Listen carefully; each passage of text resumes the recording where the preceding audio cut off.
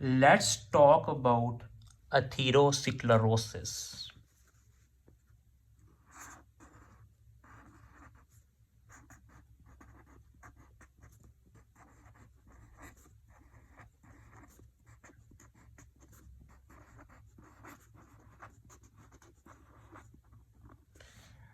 अगर हम एथेरोस्क्लेरोसिस को डिफाइन करें तो एथेरोस्क्लेरोसिस कुछ इस तरह डिफाइन होगा।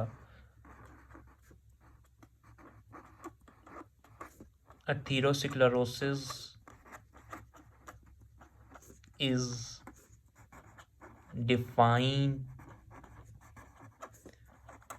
as a progressive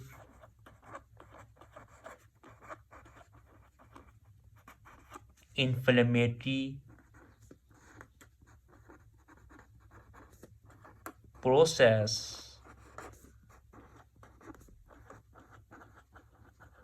that involves the tunica intima of mainly medium-sized यानी muscular and large यानी elastic arteries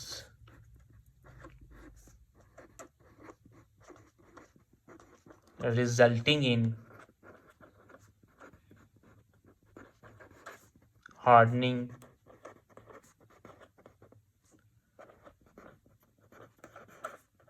thickening and narrowing of these vessels and narrowing of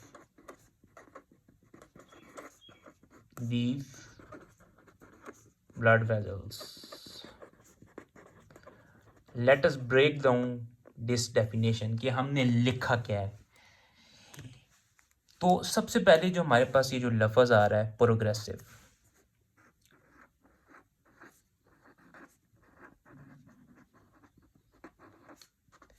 progressive का मतलब ये है कि एथेरोस्क्लेरोसिस वक्त के साथ साथ वर्सन हो जाती है, वर्सन ओवर टाइम।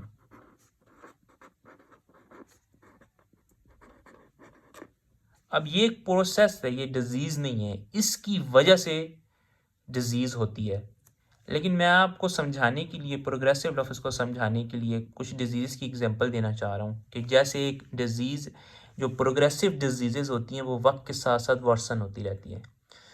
ऐसी डिजीज़ का ट्रीटमेंट नहीं होता, हम मेडिसिन्स देते हैं, ड्रग्स देते हैं, लेकिन हमारा मेन गोल ये होता है, हम उनको स्टॉप नहीं कर सकते ऐसी डिजीज़ को, लेकिन उसको प्रोग्रेसिवनेस को स्लो कर सकते हैं। टू स्लो सच डिजीज़ हम जो है ड्रग्स देते हैं। मल्टीपल स्क्लेरोसिस एक अच्छी एग्जांपल है प्रोग्रेसिव डिजीज़ की।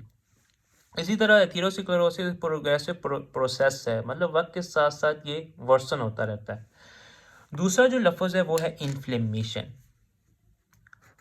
हम रिस्क फैक्टर्स डिस्कस करेंगे डिटेल में नेक्स्ट वीडियो में कि कौन से ऐसे रिस्क फैक्टर्स हैं जिनकी वजह से एथेरोस्क्लेरोसिस हो सकती है। वो रिस्क फैक्टर्स बेसिकली इनिशिएट करेंगे एथेरोस्क्लेरोसिस को, लेकिन वो किस तरह इनिशिएट करेंगे कि उन रिस्क फैक्टर्स की वजह से ब्लड वेसल की वॉल में इन्फ्लेमेशन हो जाएगी। तो inflammation is present in all stages of atherosclerosis. अगर मैं ये बात कहूँ तो बात गलत नहीं होगी कि inflammation is the main culprit behind atherosclerosis. तो इन्फ्लेमेशन कौन सी होती है, क्योंकि ओवर टाइम है, ये ओवर टाइम हो रहा है, ठीक है, ये एक्यूट नहीं है, तो इसमें क्रोनिक इन्फ्लेमेशन होती है एथेरोस्क्लेरोसिस में। और क्रोनिक इन्फ्लेमेशन के कौन से सेल्स होते हैं? मोनोसाइट्स, जो कि टिश्यू में जाके मैक्रोफेजेस बन जाते हैं, एंड टी लिम्फोसाइट्स।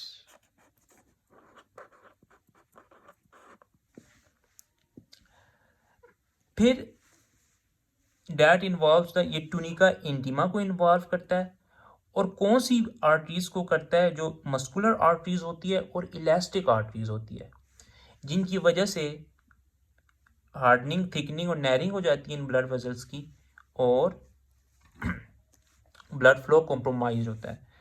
अब कौन सी मेन जो मीडियम आर्टरीज हैं या मस्कुलर आर्टरीज हैं जिनको एथेरोस्क्लेरोसिस अफेक्ट करता है। हर चीज़ की एक रीज़न है कि यही आर्टरी क्यों अफेक्ट हो रही है, उस रीज़न को हम बाद में डिस्कस करेंगे।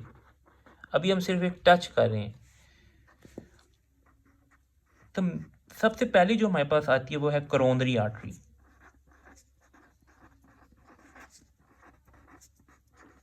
अगर कोरोनरी आर्टरी में एथेरोस्क्लेरोसिस हो जाए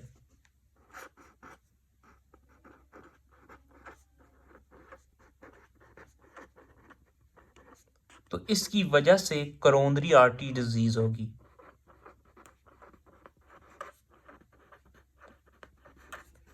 कोरोनरी आर्टरी डिजीज एक ब्रॉड टर्म है और इसके अंडर तीन आप कह लेंगे डिजीजेज आती हैं। Stable angina,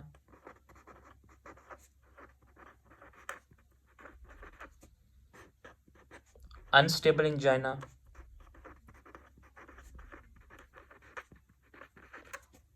myocardial infarction.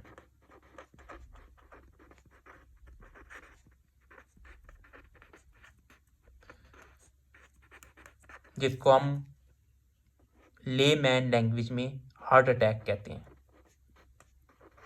और मायोकार्डियल इन्फॉक्शन भी 2 टाइप्स का आता है, स्टेमी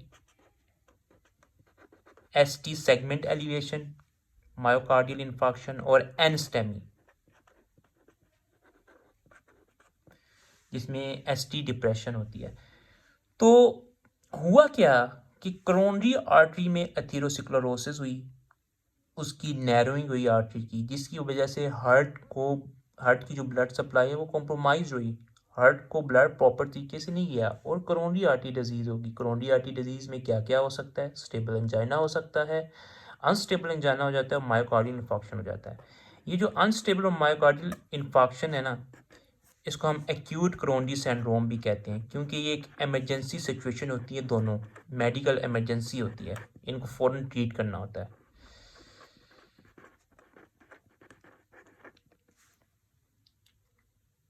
इसी तरह अगर एथेरोस्क्लेरोसिस सेरिब्रल आर्टरीज में हो जाए, सेरिब्रल आर्टरीज वो वाली आर्टरीज होती हैं जो कि ब्रेन को ब्लड सप्लाई कर रही हैं। मेनली हमारे पास जो मोस्ट कॉमन जो आर्टरी मतलब अफेक्ट हो रही हैं वो है इंटरनल कैरोटिड आर्टरी, जो कि कॉमन कैरोटिड आर्टरी की ब्रांच है और common carotid artery arch of aorta से आ रही है। And vessels of circle of Willis, ये एक सर्कल होता है ब्लड वेजल्स का जो कि ब्रेन की बेस पे प्रेजेंट होता है। तो अगर इनमें एथेरोस्क्लेरोसिस हो जाए इंटरनल कैरोटिड आर्टरी में या फिर वेजल्स ऑफ सर्कल ऑफ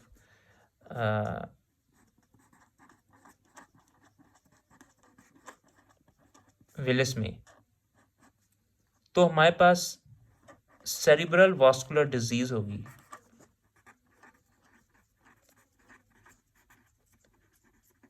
जिसमें स्ट्रोक आता है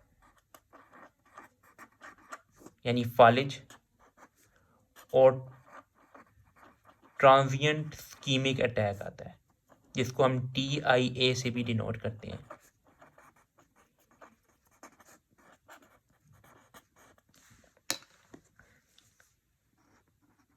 इसी तरह अगर पोप्लीटियल आर्टरी जो है पोप्लीटियल फोसा में होती है,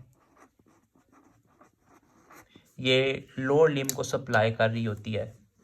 पोप्लीटियल आर्टरी में अगर एथेरोस्क्लेरोसिस हो जाए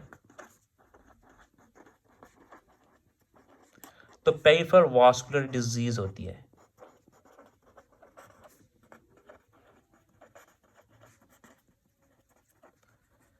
पेरिफेरल वास्कुलर डिजीज में गैंग्रीन हो सकता है लिम्स का एंड इंटरमीडिएट क्लॉडिकेशन हो सकती है।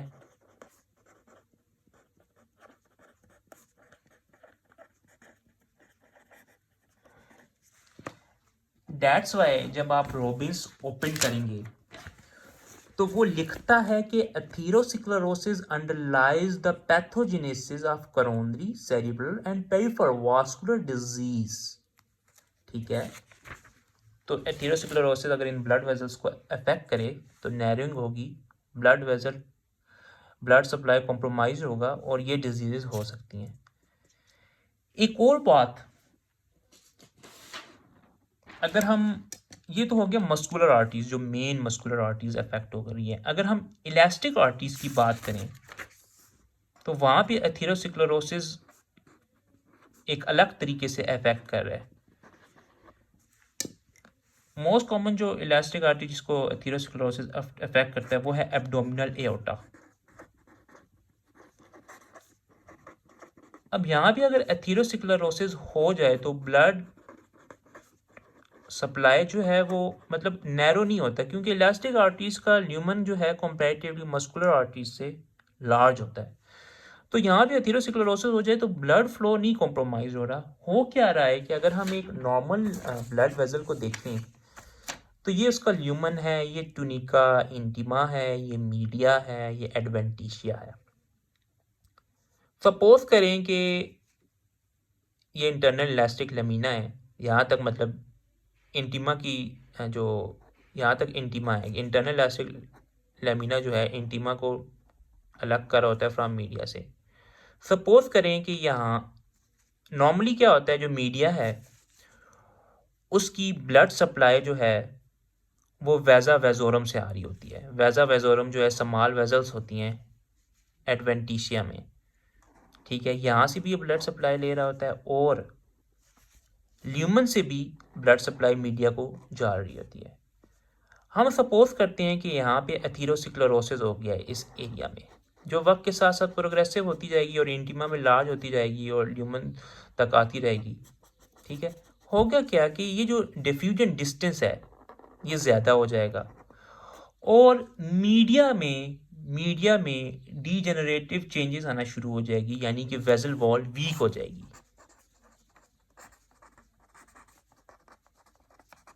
इस चीज़ को हम कहते हैं एनारिज्म, और इसके बारे में हम डिटेल से अलग से पढ़ेंगे। एनारिज्म, यहाँ तक बात करने के बाद एथेरोस्क्लेरोसिस हमने पढ़ा है डेफिनेशन में कि ये इंटीमा को इन्वॉल्व करती है। तो जो इंटीमा को में जो ये लीजन कॉज करती है, एथेरोस्क्लेरोसिस एक इंटीमल लीजन कॉज करती है। इस इंटीमल लीजन के तो 3 नाम हैं, atheroma, एथेरोमेटिस plaque, atherosclerotic plaque.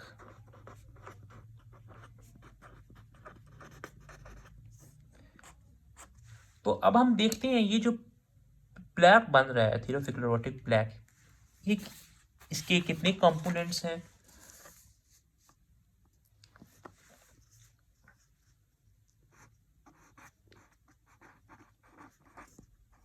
Atherosclerotic plaque के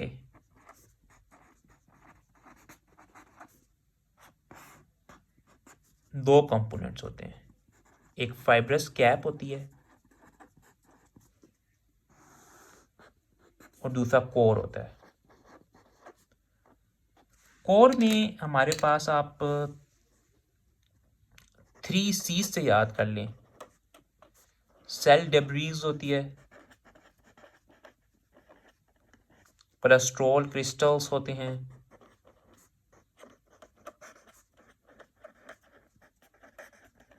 कैल्शियम होता है और फोम सेल्स होते हैं। और ये जो ब्लैक है ये इंटीमा में होता है। फाइब्रस कैप जो है वो सेल से बनी है और एक्स्ट्रा सेलुलर मैट्रिक्स से बनी है। इसमें जो सेल्स हैं वो हमारे पास आते हैं मैक्रोफेज, फॉर्म सेल्स, हम आगे चल के देखेंगे कि फॉर्म सेल्स क्या होते हैं, लिम्फोसाइट्स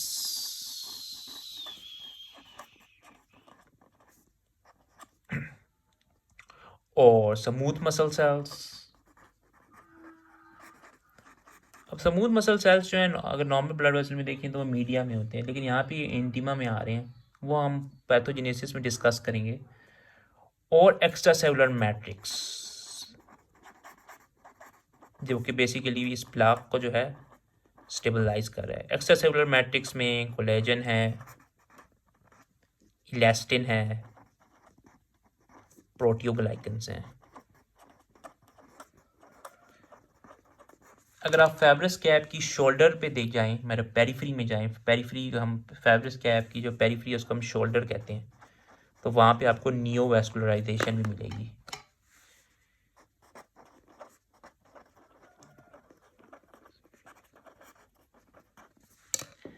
तो मैं आपको डायग्राम के ज़रिए से समझाता हूँ। ये हमारे पास एंडोथीलियम है, ये सारा जो है टूनिका इंटीमा है, नीचे बेसमेंट मेम्ब्रेन है, फिर ये सब एंडोथीलियल कनेक्टिव टिश्यू है।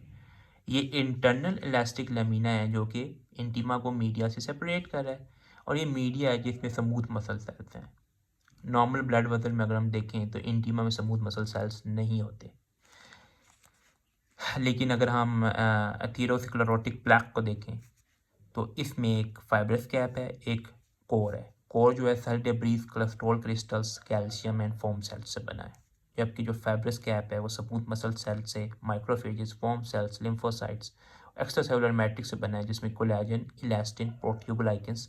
और अगर आप इसकी शोल्डर पे देखें तो नियोवैस्कुलराइजेशन हो रही है।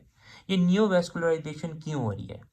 वो इसीलिए हो रही है कि अगेन डिफ्यूजन डिस्टेंस ज़्यादा हो रहा है, इवन कि मस्कुलर आर्टरीज में भी डिफ्यूजन डिस्टेंस ज़्यादा हो रहा है, तो वेसल वॉल की वीकनिंग हो रही है। In order to supply media and in order to supply this huge tissue which is composed of many cells, होता क्या है कि वेजा वेजोरम से माइन्यूट किस्म की ब्लड वेजल्स जो हैं वो ग्रो करना शुरू हो जाती हैं, और प्लाग ये जो फाइब्रस कैप है इसके शोल्डर तक आ रही होती हैं।